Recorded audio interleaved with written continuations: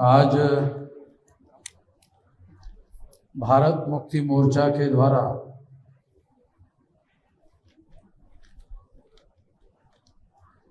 रायपुर में राष्ट्रीय पिछड़ा वर्ग मोर्चा, राष्ट्रीय आदिवासी एकता परिषद, राष्ट्रीय गुरु घासीदास सतनाम क्रांति मोर्चा का संयुक्त राज्यव्यापी धरना और महामोर्चा आयोजित किया गया है। साथियों, तमाम विषय चर्चा करने के लिए रखे गए हैं। यहाँ जो मुख्य विषय है उन्हीं विषयों पर मैं अपनी बात आप लोगों के सामने रखना चाहता हूँ। सबसे पहले SC, ST, OBC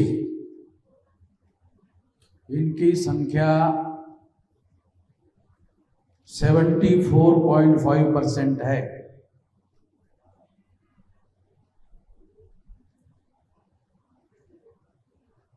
SC, ST, OBC की संख्या 74.5% है और ये सभी के सभी हिंदू नहीं है।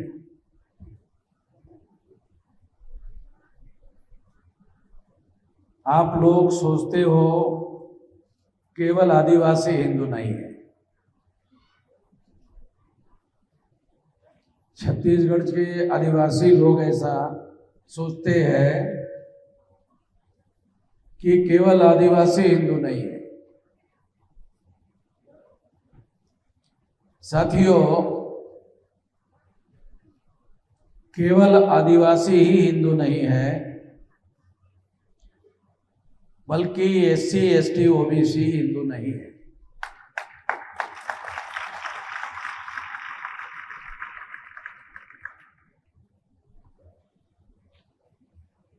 केवल आदिवासी ही मूल निवासी नहीं है,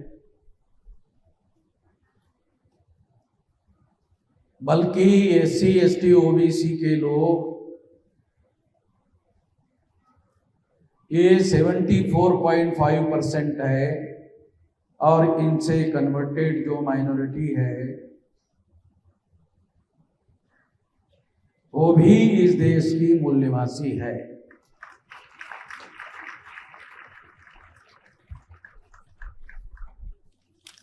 हम लोगों को जानकारी के आधार पर ठीक से समझना जरूरी है।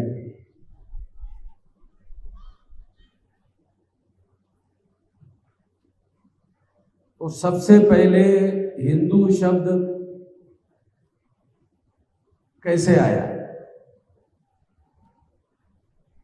तो दयानंद सरस्वती जो ब्राह्मणों के बहुत बड़े नेता हुआ करते थे, राजकोट के टंकारा के रहने वाले, गुजरात के रहने वाले, जहाँ के मोदी भी रहने वाले हैं, वहाँ के दयानंद सरस्वती ये कहा करते थे, हिंदू मुसलमानों की देवी गाली है। हिंदू मैं नहीं कह रहा हूं, दयानंद सरस्वती कहा करते थे, हिंदू मुसलमानों की देवी गाली है। तो ब्राह्मण लोग, आरएसएस के लोग, विश्व हिंदू परिषद के लोग एससी, एसटी, ओबीसी को हिंदू क्यों कहते हैं? और अगर हिंदू कहते हैं तो हिंदू कहकर हमें गाली क्यों देते हैं? SC ST OBC को ब्राह्मण लोग, RSS के लोग, विश्व हिंदू परिषद के लोग हमें हिंदू क्यों कहते हैं और हिंदू कहकर गाली क्यों देते हैं? और अगर गाली देते हैं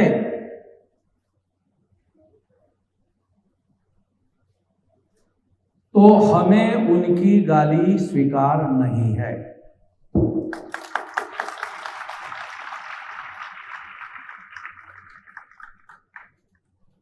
अगर भविष्य में आपने भी, ब्राह्मणों ने, RSS ने, विश्व हिंदू परिषद ने SC ST OBC को जो 74.5% है हिंदू का, तो इसे गाली माना जाएगा और गाली मानकर प्रतिवाद किया जाएगा, इसका जवाब दिया जाएगा।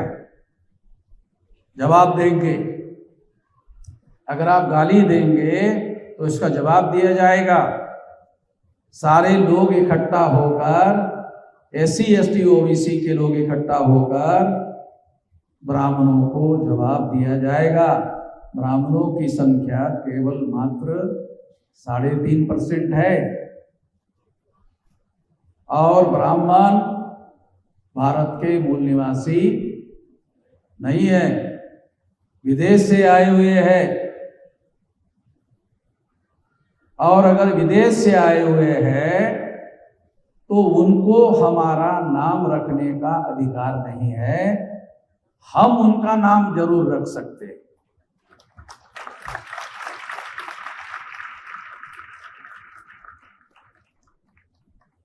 तो हमें वो भविष्य में हिंदू ना कहे। पहली बात तो ये है कि SC ST OBC के लोग मूल निवासी है और ब्राह्मण हमें हिंदू ना कहे। अगर हिंदू कहते हैं तो इसे गाली माना जाएगा और अगर गाली आप देते हो तो इसका बहुत शक्तिशाली तरीके से जवाब दिया जाएगा।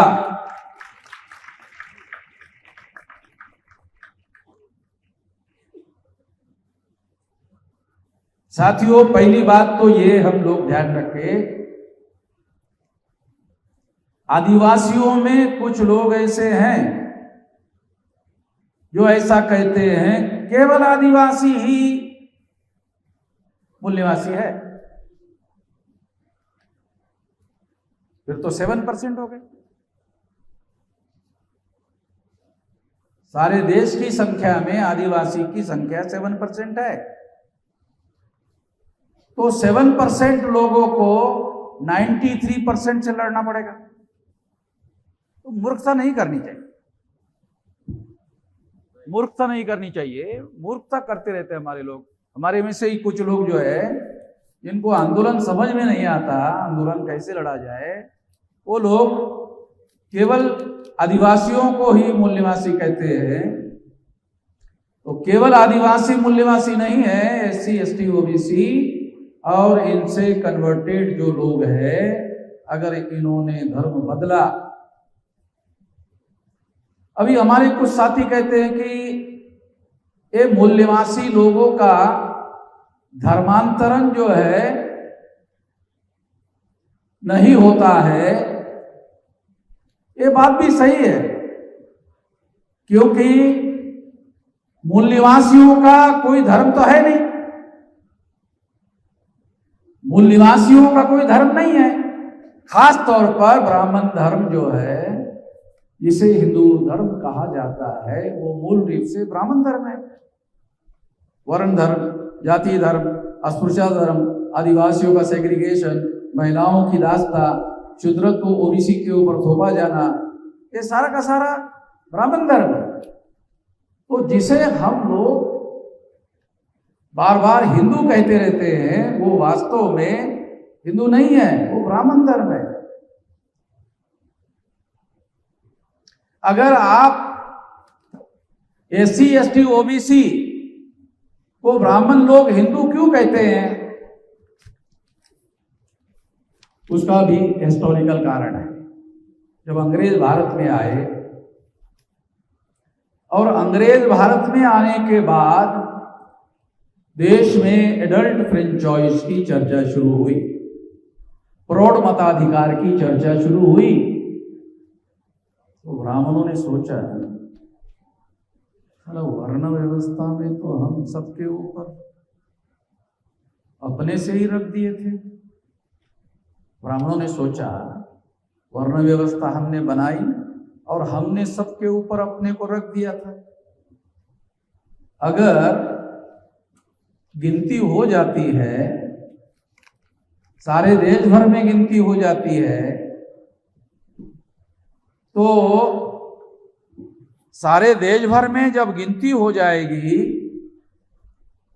मूल निवासियों की गिनती हो जाएगी, तो मूल निवासियों की गिनती तो SC ST OBC के नाम पर होगी।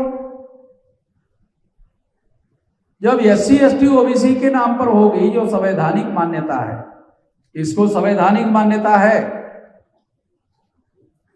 SC को, ST को, OBC को संवैधानिक मान्यता है। तो SC ST OBC को, जिनकी 74.5% संख्या है, उसको तो संवैधानिक मान्यता है। और इस संवैधानिक मान्यता के आधार पर हम लोगों को अधिकार मिल रहे हैं। यदि हम लोग 74.5% लोग हैं और इनसे कन्वर्टेड जो लोग हैं वो भी हमारे ही लोग हैं, तो ये लगभग 90% लोग हैं। अगर ये सारे 90% लोग हैं, तो चुनाव में जीतने के लिए कुछ लोग कहते हैं कि 90% लोग इकट्ठा हो जाए तो ऐसा होगा वैसा होगा। 90% के सारे लोगों को इकट्ठा होने की जरूरत नहीं है, 100% इकट्ठा होने की जरूरत नहीं है। जब मायावती उत्तर प्रदेश जैसे सबसे बड़े राज्य की मुख्यमंत्री बनी, तो मायावती को कितना परसेंटेज वोट पड़े थे? 30.7%, यानी 31%। हमारे लोग हैं 90% और मायावती मुख्यमंत्री बनी थी 30.7% से। यानी इसका मतलब है कांग्रेस अलग लड़ेगी, बीजेपी अलग लड़ेगी, हम अलग लड़ेंगे, तो मिनिमम बड़े लोगों का, बड़े पार्टियों का 3 कॉर्नर चुनाव होगा। और जो इंडिपेंडेंट लड़ेंगे तो चौथा कॉर्नर हो जाएगा, तो 4 कॉर्नर का चुनाव होगा। जब 4 कॉर्नर का चुनाव होगा तो 30% वाला बहुमत में आ जाएगा, 30% वाला बहुमत में आ जाएगा और उसकी सरकार बनेगी, उसका मुख्यमंत्री बनेगा, विधानसभा में उसके ज्यादा लोग चुन कर आएंगे। ब्राह्मणों की संख्या 3.5% है, छत्तीसगढ़ में शायद 1.5% होगी, 1%, इनका कहना 1% है। वो भी उदार हृदय का आदमी है, इसलिए मान रहा है, 1% मान रहा है, उदार है, 1% भी नहीं है और वो उदार है। तो ये 1% लोग सरकार कैसे बनाते हैं? तो SC ST OBC के लोगों को हिंदू बनाते हैं और हम लोग हिंदू बन जाते हैं। हिंदू भी कैसे बनते हैं? देखो हिंदू बनाने का इन लोगों का तरीका कैसे। तो SC ST OBC के लोगों को टिकट देती है भाजपा, टिकट देती है, फिर टिकट देने के बाद पैसा देती है, फिर पैसा देने के बाद अखबार में विज्ञापन देती हैं और अखबार में खबरें छापने वाले उनके ही लोग होते हैं, अखबार के मालिक और अखबार के पत्रकार भी वही होते हैं। और इस तरह से बीजेपी से और कांग्रेस से चुनाव लड़ने वाला SC ST OBC का आदमी चुनकर आता है। जब चुनकर आता है, चुनकर आने के बाद RSS के लोग, भाजपा के लोग उसको कहते हैं ये हिंदू। अब वो भाजपा का टिकट लेकर ही चुनकर आ गए, नहीं भी बोल नहीं सकते, नहीं बोलेगा तो पार्टी निकाल सकती है। तो पहले उसको चुनवा कर लाते और चुनवा कर लाने के बाद कहते हैं हिंदू है।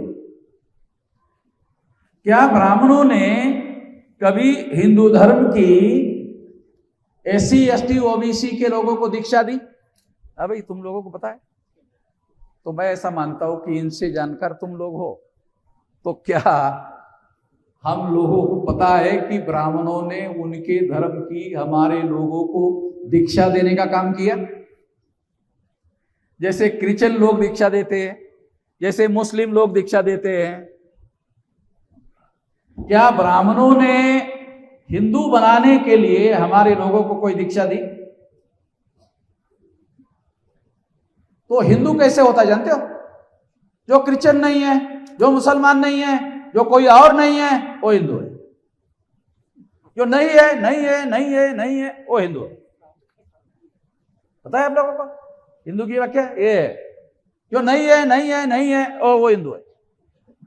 जिसका कोई मालिक नहीं है, जिसका कोई देखरेख करने वाला नहीं है, जो निराधार है, माँ बाप नहीं है, कुछ नहीं है, बेसहारा है, हाँ वो हिंदू है।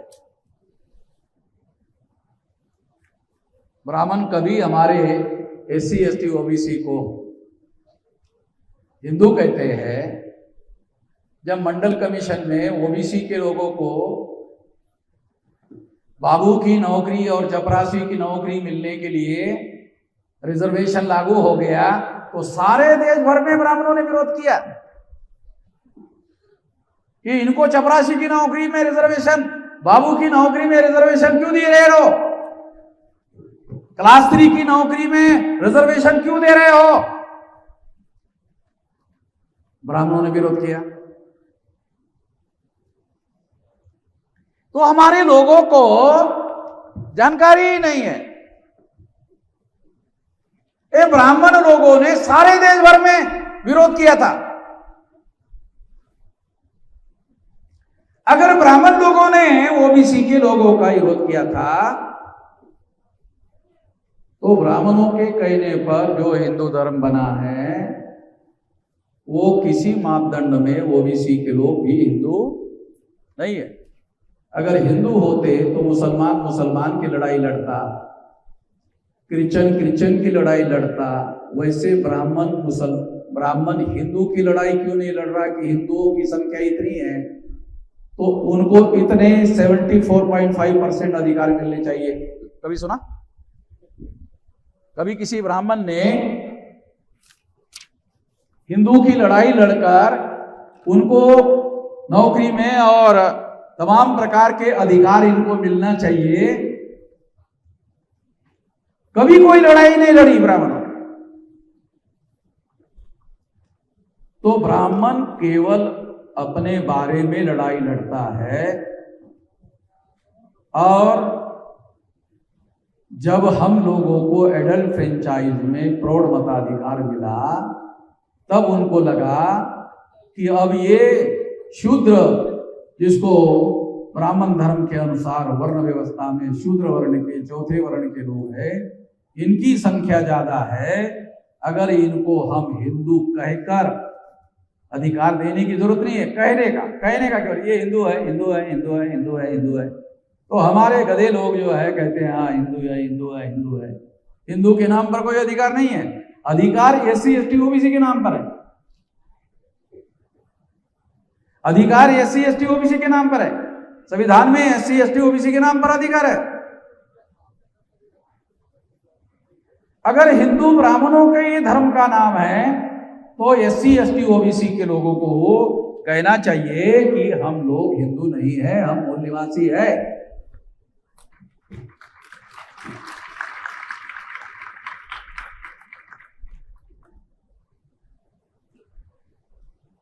जब 12वीं 14वीं शताब्दी के आसपास मुसलमान भारत में आए, मुसलमान भारत में आने के पहले जो सारे देश भर में लार्ज स्केल जो संख्या थी, सारे देश भर में कौन से धर्म के लोग थे? जानकार लोगों को पता है? उन लोगों को नहीं पूछ रहा। बुद्धिस्ट लोग थे। मैं कहूंगा तो लोग बोले अपने से बात कह रहा है, तो ये लोगों को कहना चाहिए वो सारे के सारे बुद्धिस्ट लोग, वो सारे के सारे बुद्धिस्ट लोग थे। भारत में मुसलमानों का आगमन होने के पहले वो सारे के सारे मुसलमान लोग थे। अंग्रेज आए उसके पहले भी वो जो मूल्यवासी लोग थे। अगर हम ये सारी चीजें देखें, बहुत केयरफुली देखें, तो ब्राह्मणों ने ये जो लार्ज स्केल बौद्ध धर्मीय लोग थे, उनको कौन से तारीख को हिंदू बनाया, कब बनाया, कैसे बनाया, कब दीक्षा का कार्यक्रम चलाया? हाँ भाई, है सवाल है, हिस्टोरिकल बोल रहा हूं। ऐसा कोई इतिहास उपलब्ध नहीं है कि ब्राह्मणों ने इन लोगों को दीक्षा देने का कार्यक्रम चलाया।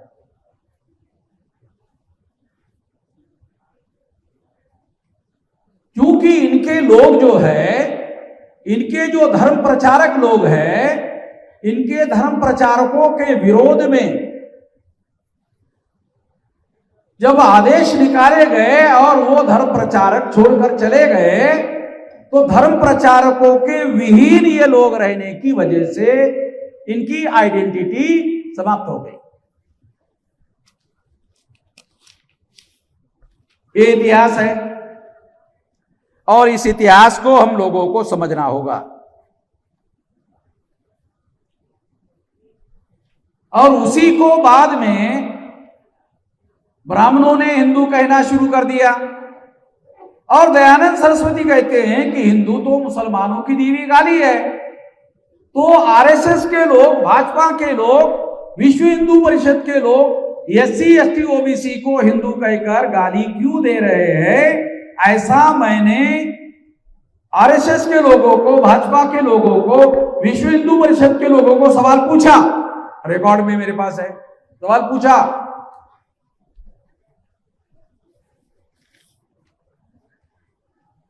कि ये तो मुसलमानों की दी हुई गाली है, तुम हिंदू क्यों कह रहे हो? तो उन्होंने रिकॉर्ड में उन्होंने हम अपने धर्म का नाम बदल दिया और नाम रखा कि हमारे धर्म का नाम हिंदू नहीं है, हमारे धर्म का नाम सनातन। ये रिकॉर्डेड बात बोल रहा हूं, अभी की बात है, डेवलपमेंट मेरे पास सारा रिकॉर्ड है। उन्होंने अपना नाम, धर्म का नाम सनातन कहना शुरू कर दिया।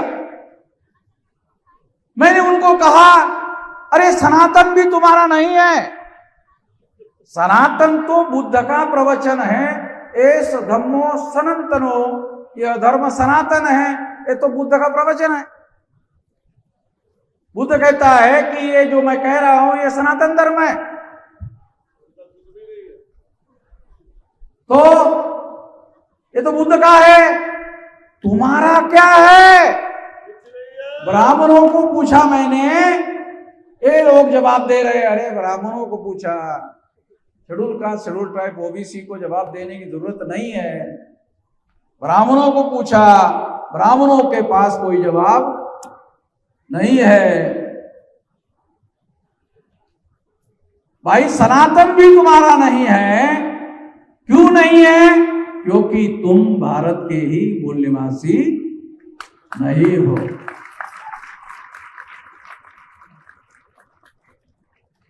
तो हम लोग अगर 10 साल हमारे पास ज़्यादा अखबार नहीं है, मीडिया नहीं है। अगर हमारे लोग, मूल निवासी लोग 10 साल ब्राह्मणों को डीएनए के अनुसार विदेशी विदेशी विदेशी विदेशी विदेशी कहना शुरू कर दो, केवल विदेशी कहना शुरू कर दो, तो जैसे अंग्रेज चले गए वैसे ब्राह्मण भी चले जाएंगे।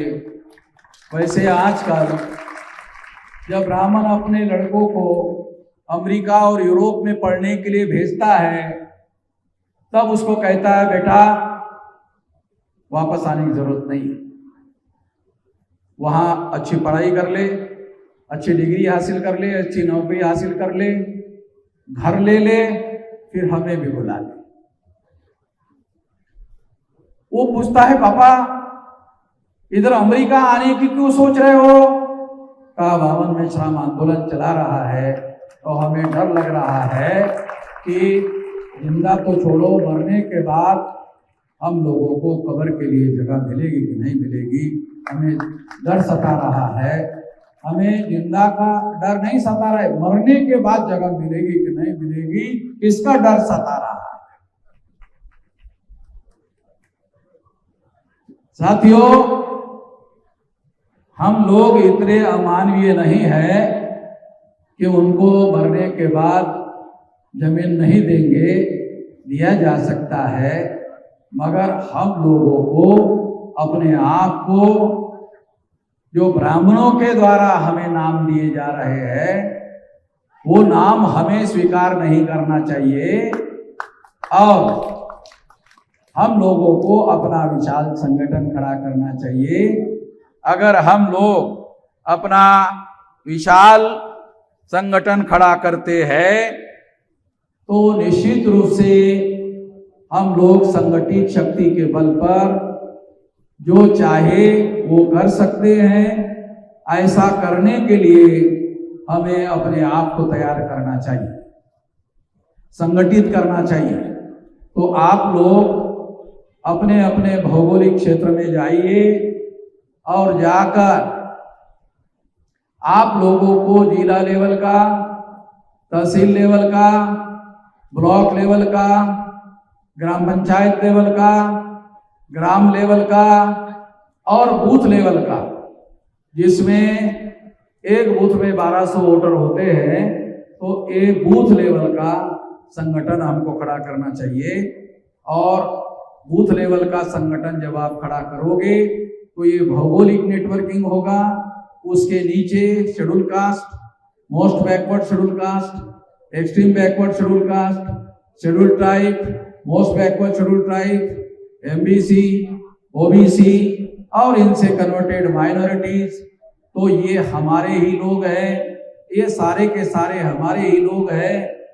चाहे किसी भी धर्म में गए हुए हो, अगर क्रिश्चियन में हो, अगर मुस्लिम में हो, वो सारे मूल निवासी है। नेशनलिटी, उनकी नेशनलिटी मूल निवासी है।